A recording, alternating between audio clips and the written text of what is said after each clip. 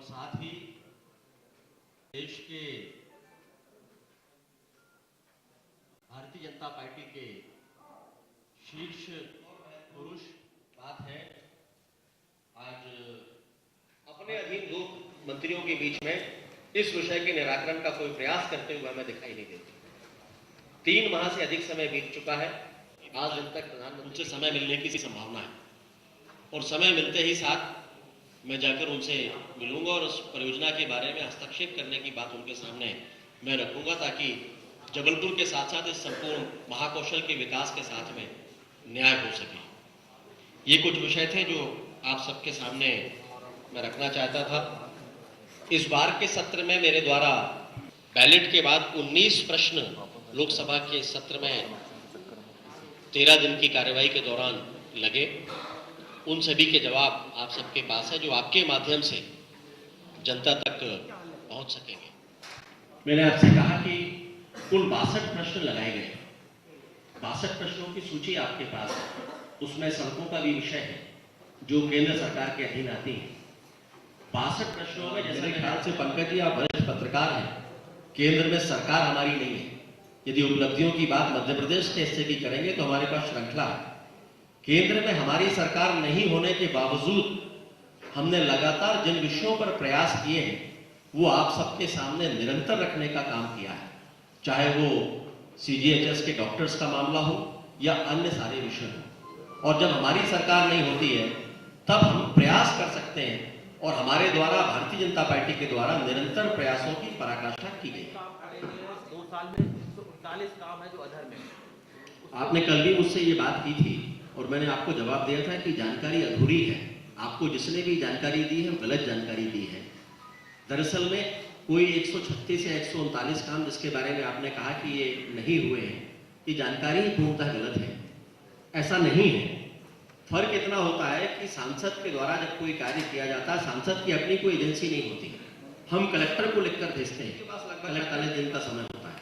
इस तरह से 5 से 6 महीने का समय इस पूरी प्रक्रिया के लिए निकलता है जिसमें हमारी अपनी कोई भूमिका नहीं होती।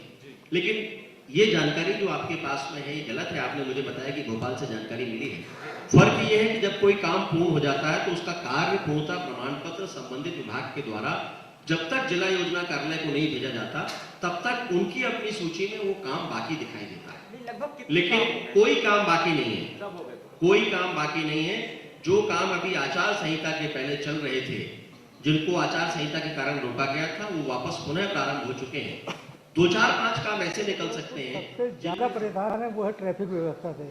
हर दिन शहर में 10-12 जगह जाम लगता है। उसके लिए आज तक कोई प्रयास, सामूहिक प्रयास या इंडिविजुअल कैपेसिटी पे कोई नहीं है। आखिर इसकी क्या वजह है? निश्चित रूप से ट्रैफिक समस्या आज एक बड़ी ज्वलंत समस्या दिखाई देती है जिससे आप, हम, सारे लोग, शहर की जनता, सब लोग इससे पीड़ित हैं। उसमें 2 विषयों पर काम करना पड़ेगा। एक और जहां उसकी व्यवस्थाएं चुस्त दुरुस्त हों, इसके लिए प्रशासनिक रूप से भी बेहतर चीजें हों, ये करने का हम प्रयास करेंगे। वहीं शहर के नागरिकों में भी हम सभी को मिलजुल कर जागरूकता लाना पड़ेगी ताकि अपने अपने हिस्से की जिम्मेदारी को जब सभी लोग समझेंगे तो निश्चित रूप से ट्रैफिक व्यवस्था सुधरेगी। अभी आपने देखा होगा कि हम और आप कहीं जब कहीं कोई थोड़ा भी जाम लगता है या कहीं कोई ट्रैफिक का रेड सिग्नल होने के कारण हम आप रुकते हैं तो बाइक से एक के बाद एक राइट साइड से लेफ्ट साइड से लोग आते चले जाते हैं और वहां से आने वालों के लिए रास्ता ही नहीं बचता। तो ये जागरूकता का भी विषय है और इसको मिलजुल कर जनता के साथ में प्रदेश की सरकार, शहर का प्रशासन, हम सब मिलजुल कर, जनप्रतिनिधि सब मिलजुल कर ठीक करने का संसद का शीतकालीन सत्र समाप्त हुआ है और लोकसभा का यह सत्र पूरा हंगामे की भेंट चढ़ा और दुर्भाग्यपूर्ण स्थिति यह है कि ये हंगामा प्रमुख विपक्षी दल या अन्य विपक्षी पार्टियों के द्वारा नहीं किया गया, बल्कि सरकार का नेतृत्व करने वाली कांग्रेस और उनके सहयोगी दलों के द्वारा ही निरंतर किया गया। और इसके पीछे भी मैं ऐसा मानता हूं कि उनकी योजना थी, क्योंकि वे जानते थे कि महंगाई और भ्रष्टाचार से जुड़े हुए महत्वपूर्ण विषय इस बार लोकसभा में सामने आने वाले हैं।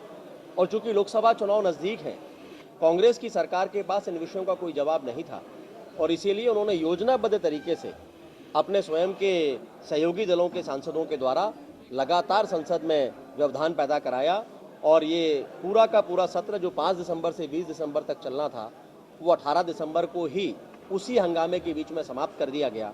केवल इसकी एक उपलब्धि हम कह सकते हैं कि देश में लोकपाल बनने का मार्ग प्रशस्त हुआ, वो भी इसलिए कि सत्र प्रारंभ होने के पूर्व नेता प्रतिपक्ष माननीय सुषमा स्वराज जी ने स्पष्ट रूप से ये कहा था कि देश की जनता अब चाहती है कि हर हालत में इस बार लोकपाल संसद में आना चाहिए, पारित होना चाहिए। और भारतीय जनता पार्टी के दबाव, अन्ना जी के अनशन और देश की जनता के समर्थन ने देश में लोकपाल का मार्ग प्रशस्त किया है। मेरा आप सबके माध्यम से यह भी कहना है कि मध्य प्रदेश सहित भाजपा शासित सभी राज्यों के साथ केंद्र की कांग्रेस की सरकारें जिस तरह से निरंतर भेदभाव करती चली आ रही हैं, चाहे वो राष्ट्रीय राजमार्गों का मामला हो, जिनकी ओर बार बार उनका ध्यान आकृष्ट करने के बावजूद भी यह मानते हुए कि विधानसभा चुनाव में प्रदेश की भारतीय जनता पार्टी की सरकार के सिर पर इसका ठीकरा फूटेगा, और उन्होंने जानबूझकर नेशनल हाईवेज की दुर्दशा बनाए रखी। लेकिन प्रदेश की जनता ने बहुत ही माकूल जवाब केंद्र की कांग्रेस की सरकार और कांग्रेस के नेताओं को दे दिया है, और भारी बहुमत के साथ न सिर्फ मध्य प्रदेश में बल्कि तीनों राज्यों में भारतीय जनता पार्टी की सरकारें फिर से वापस से बन गई हैं। ब्रॉडगेज एक जबलपुर सहित पूरे महाकौशल के लिए बहुत ही महत्वपूर्ण विषय है, और मेरा ऐसा मानना है कि यहाँ पर भी केंद्र की कांग्रेस की सरकार योजनाबद्ध तरीके से इस विषय को लटका कर रखना चाहती है। पहले उन्होंने ये प्रयास किए कि कम राशि देकर इस योजना को विलंबित किया जाए, लेकिन लगातार प्रयासों के कारण, आंदोलनों के कारण, भारतीय जनता पार्टी के सड़कों पर उतरने के कारण और मीडिया के बंधुओं के सहयोग के कारण वो ऐसा करने में सफल नहीं हुए। तो 650 करोड़ रुपए की राशि खर्च होने के बाद इस विषय पर केंद्रीय वन एवं पर्यावरण मंत्रालय ने अपनी आपत्ति लगा दी, और आज यह परियोजना एक बार फिर से अधर में लटकी हुई दिखाई दे रही है। मैंने माननीय प्रधानमंत्री जी से इसके लिए मिलने का समय मांगा है, जो आगामी 2 दिन में मुझे मिलने वाला है। उनसे मिलने के बाद इस विषय को मैं वहाँ पर रखूँगा, लेकिन अगर ये हमें इसके लिए स्वीकृति प्राप्त नहीं हुई तो इसके लिए निर्णायक लड़ाई भारतीय जनता पार्टी सड़कों पर उतर कर लड़ेगी।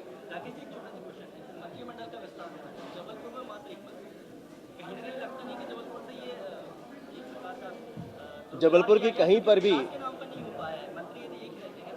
मैं ऐसा मानता हूं कि मंत्रियों की संख्या से विकास का कोई मतलब नहीं होता, लेकिन महाकौशल जो सर्वाधिक उपेक्षित रहा है कांग्रेस की सरकारों के समय पर, वही महाकौशल और उसका मुख्यालय जबलपुर विकास की दृष्टि से बहुत तेजी के साथ में आगे बढ़ा है।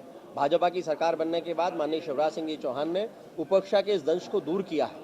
जहां तक मंत्रिमंडल की बात है, जबलपुर को एक मंत्री की सौगात मिली है, और चूंकि अभी तो ये प्रारंभिक रूप से मंत्रिमंडल बना है और माननीय मुख्यमंत्री जी ने स्वयं कहा है कि इसमें भी विस्तार की बहुत सारी संभावनाएं हैं, और इसीलिए इसको हम अंत नहीं मान सकते। मेरे द्वारा लोकसभा जो विषय अधर में अटक गया था, रक्षा मंत्रालय ने जिसे रोक दिया था, पिछले दिनों में मैंने इसको लेकर केंद्रीय मंत्री जी से मुलाकात की थी, रक्षा मंत्री जी से। उन्होंने इसमें निराकरण का आश्वासन मुझे दिया था। पिछले दिनों में पुनः रक्षा मंत्रालय में जॉइंट सेक्रेटरी श्रीमती कुसुम सिंह जी से मैं मिला था, उनसे इस बारे में आग्रह किया, और उन्होंने तत्काल यहाँ के अधिकारियों को निर्देशित किया। उसके बाद यहाँ से प्रस्ताव बनकर आयुध निर्माणी बोर्ड कलकत्ता में भेजा गया, और वहाँ से वो पास होने के बाद अब केंद्रीय रक्षा मंत्रालय में आ चुका है, और हमें उम्मीद है कि बहुत जल्दी वहाँ से हमें स्वीकृति प्राप्त हो जाएगी और पुल निर्माण का मार्ग शीघ्र ही फिर से प्रारंभ हो जाएगा।